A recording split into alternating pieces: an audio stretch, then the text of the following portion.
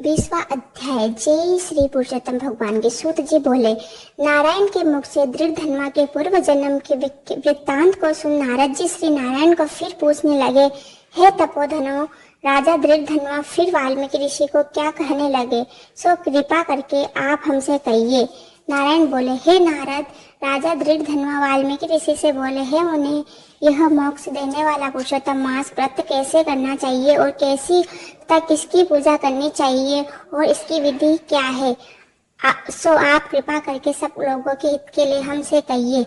वाल्मीकि ऋषि बोले, हे राजन, ब्रह्म मुहूर्त में उठकर पार ब्रह्म का चिंतन कर सोच आदि जाए, फिर स्नान प्राणायाम करके संध्या वंदन करे, जब तक सूर्य का दर्शन न हो गायत्री का जाप करता रहे, फिर सूर्य के मंत्रों से सूर्य को अर्घ्य देवे और सायकाल अपने पैरों में तो भूमि को प्रणाम करें, फिर यस्य स्मृत्य इस मंत्र से प्रार्थना करें। जो ब्राह्मण श्रद्धा से विधि पूर्वक संध्या करता है उसे 3 लोक में कुछ भी कठिन नहीं है।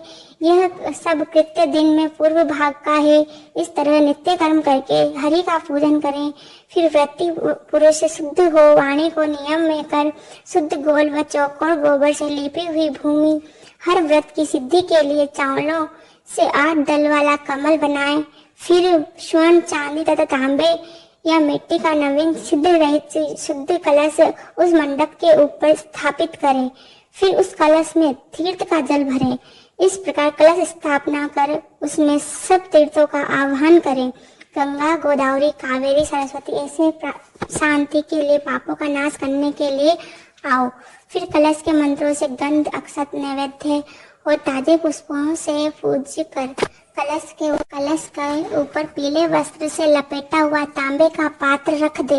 फिर उस पात्र के ऊपर राधा कृष्ण की मूर्ति स्थापित करें। फिर भक्ति युक्त हो विधि से पूजन करें। 20वां अध्याय समाप्त है। जय श्री पुरुषोत्तम भगवान की।